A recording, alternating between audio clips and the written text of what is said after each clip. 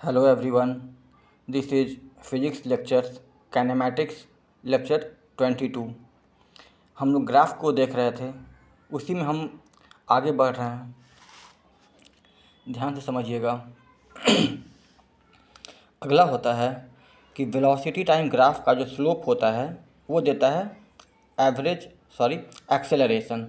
Suppose कीजिए ये velocity axis है, ये टाइम एक्सिस है, कोई एक कर्व है, ठीक है। अलग अलग पॉइंट होगा यहाँ पे।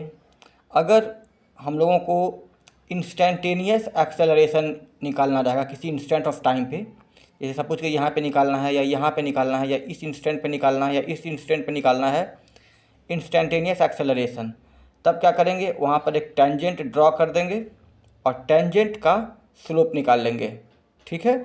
वो क्या दे देगा, इंस्टेंटेनियस एक्सेलरेशन।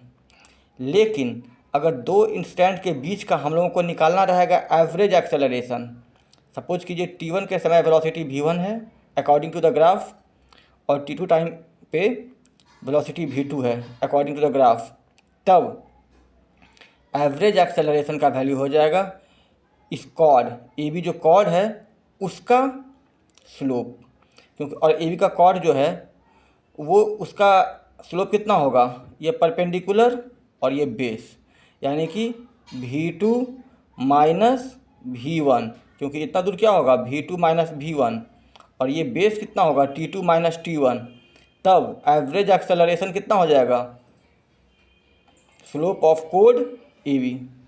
और अगर इंस्टेंटेनियस निकालना रहेगा तब क्या करेंगे, टेंजेंट का स्लोप निकाल लेंगे और उसका वैल्यू कितना होता है dv/dt, यानी कि अगर वेलोसिटी दिया रहेगा टाइम के रेस्पेक्ट में तो उसको डिफ्रेंशिएट कर देंगे और टाइम जो जिस टाइम पे निकालने के लिए बोलेगा उस टाइम का वैल्यू डाल देंगे, तो क्या निकल जाएगा, इंस्टेंटेनियस एक्सेलरेशन। दूसरा होता है area under acceleration time graph give velocity. ये समझ लीजिए, ये एक्सेलरेशन का एक्सिस है, ये टाइम एक्सिस है, ये कोई ग्राफ है जो कि एक्सेलरेशन टाइम ग्राफ है। तो कहेगा कि t1 और t2 टाइम के बीच का निकालो एवरेज वेलोसिटी, तो कुछ नहीं करेंगे, इस कर्व का निकाल देंगे एरिया, यानी कि ये कर्व और टाइम एक्सिस के बीच में जो एरिया बनेगा इस कर्व के द्वारा वो क्या हो जाएगा, डेल्टा भी, यानी कि final velocity minus initial velocity. ये टी कर्व है and v f minus v i is delta v, that is integration of a d t, यानी कि इस कर्व के इक्वेशन का इंटीग्रेशन, लिमिट्स t1 से t2। और देखिएगा,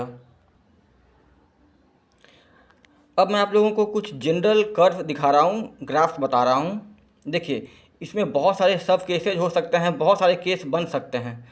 मैं आप लोगों को ईजीएस्ट केसेज बता रहा हूँ ताकि आप लोग समझ पाएँ कि हो क्या रहा है।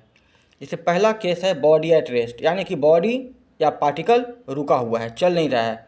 तो रुका हुआ है तो क्या होगा, टाइम बढ़ेगा लेकिन उसका पोजीशन नहीं बढ़ेगा। तो एक केस तो ये है कि मान लीजिए आप घर से निकलने वाले हैं, स्कूटर खोलने ही वाले हैं कि आपका स्कूटर में तेल ख़त्म है, अभी निकले भी नहीं है, यानी कि ओरिजिन पर हैं और आपका स्कूटर ख़राब है, यानी कि आप रेस्ट में हैं। तो ग्राफ क्या होगा, टाइम एक्सिस पे, ठीक है, टाइम एक्सिस पे लाइन होगा, ठीक, क्योंकि ये ग्राफ क्या इंडिकेट कर रहा है कि टाइम बढ़ रहा है लेकिन डिस्प्लेसमेंट अभी भी जीरो है। दूसरा केस हो सकता है, आप घर से निकले, अपने मोड़ पर आए मोहल्ला के, वहाँ पर स्कूटर ख़राब हो गया, यानी कि जिस समय आपका स्कूटर ख़राब हुआ आप घर पे नहीं हैं, पहले से कुछ डिस्प्लेसमेंट हो चुका है, लेकिन उसके बाद टाइम बढ़ रहा है, आपका स्कूटर ख़राब है, डिस्प्लेसमेंट यानी कि पोजीशन जीरो है, सॉरी वही है जहाँ पे आप पहुँचे हैं, ठीक है ना, यानी कि स्कूटर ख़राब होने से पहले जहाँ पे आप थे वही पर है आपका पोजीशन, ठीक है, यानी कि टाइम बढ़ रहा है लेकिन डिस्प्लेसमेंट कवर नहीं हो रहा है। वेलोसिटी क्या होगा, क्योंकि भाई रेस्ट में है तो वेलोसिटी कन्फर्म है कि जीरो होगा, ठीक है। तो वेलोसिटी टाइम ग्राफ कहाँ होगा, टी टाइम पे, यानी कि along the time axis line होगा, ठीक है। एक्सेलरेशन और टाइम ग्राफ भी वही होगा, क्योंकि बॉडी रेस्ट में है तो एक्सेलरेशन जीरो होगा, यही हो जाएगा लाइन।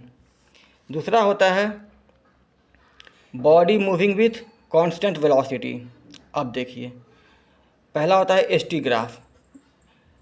एक केस हो सकता है कि जब ओरिजिन से शुरू हुआ हो, यानी कि जब वो चलना शुरू किया हो उस समय वो इनिशियली ओरिजिन पे रहा हो।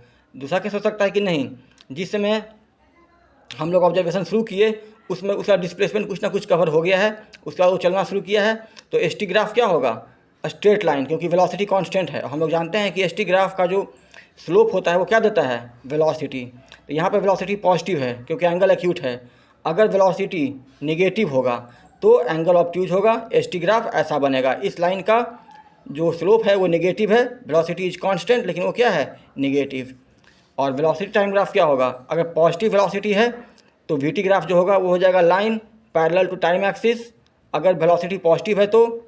अदरवाइज अगर वेलोसिटी निगेटिव है तो क्या होगा, line parallel to time axis, लेकिन वेलोसिटी क्या है, निगेटिव, यानी कि बिलो टाइम एक्सिस।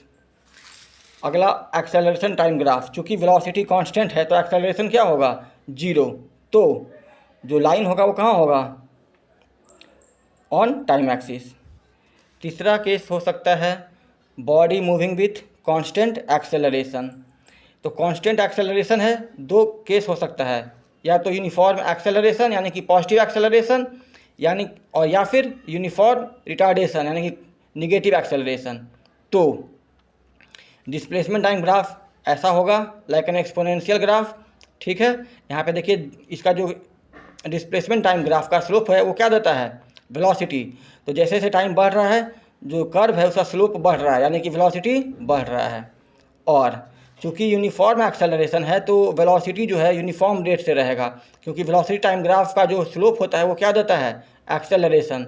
तो वी टी ग्राफ ये होगा, अगर बॉडी का इनिशियल वेलोसिटी जीरो है तो ऑरिजिन से शुरू होगा, अगर बॉडी का इनिशियल वेलोसिटी जीरो नहीं है तो कहीं और से शुरू होगा, ठीक है।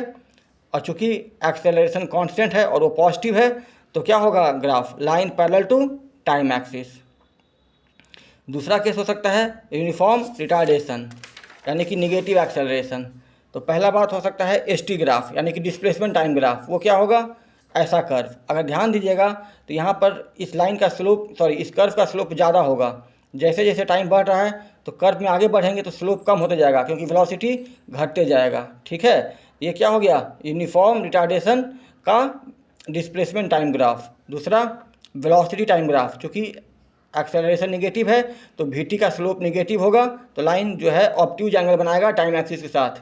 और तीसरा एक्सेलरेशन निगेटिव है तो क्या होगा, ये graph line parallel to time axis below the time axis. तो ये सब था कुछ जनरल केसेज।